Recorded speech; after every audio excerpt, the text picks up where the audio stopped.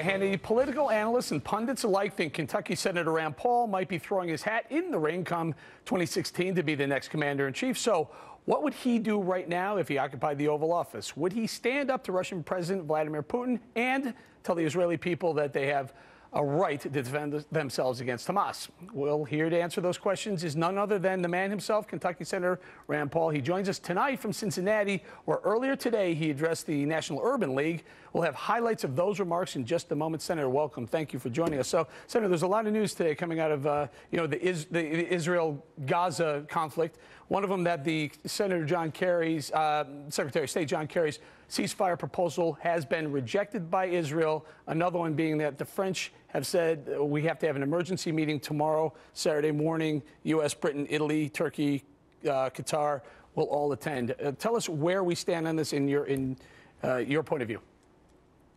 You know, I think that Israel has the right to defend themselves. The attacks have been initiated by Gaza. The attacks are also initiated by missiles that are being defended by civilians. So they are attacking Israel within the midst of missiles that have been in schools, missiles that are launched from civilian areas. And so really, all of it's a tragedy, but really Israel has the right to defend themselves. And I frankly don't think it's the role of America to tell Israel what they can or can't do with regard to defending herself. So do you think Secretary of State Kerry's proposal helped or added fuel to the fire, so to speak? You know, I think there's a role for America to try to be a facilitator of peace, to try to find a ceasefire. Really, they need to find something that's acceptable to both, but also doesn't involve America basically telling Israel to do anything that would be deleterious to their defense. So, I mean, I think about it this way. If in Washington, D.C., someone in Baltimore were lobbing missiles into Washington, D.C., would we have the right to defend ourselves? Absolutely. And it's also difficult when you have people attacking you that are attacking you with missiles that really are intermingled with the civilian population. So it's a very difficult situation, but Israel does have the right to defend themselves. So, Senator, Israel's asked the United States to give them some financial support with their Iron Dome system. Is that a good idea to send them additional aid?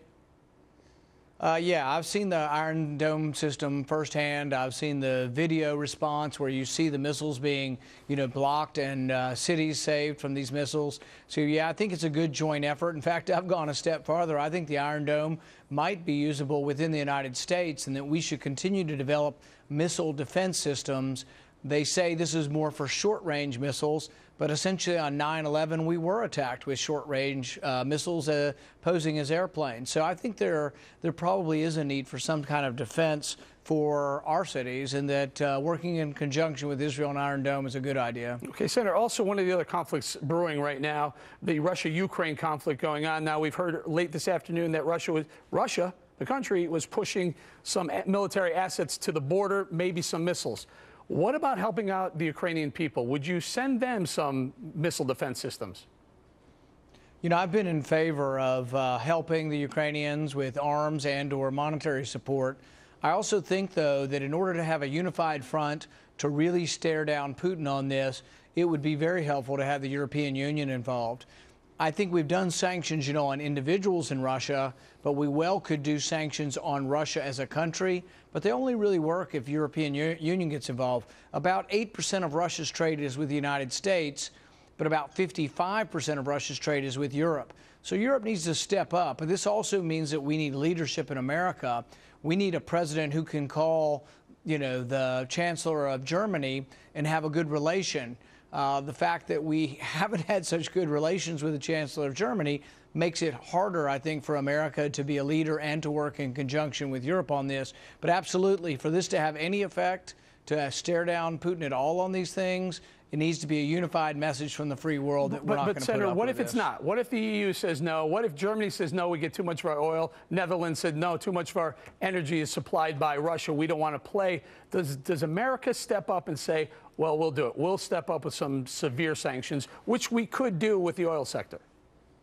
Yeah, I think we do. I'm just saying they have more effect if we do have partners in this. It's the same way with sanctions on Iran. I'm for sanctions on Iran with or without Europe, but they have more effect with Europe being involved. And so I think that, yes, we do step up, and yes, we do to help we do and should try to help the Ukrainians defend themselves. All right, Senator, we have a lot more. Stick around. Coming up with Senator Rand Paul right after the break. And remember this, surveillance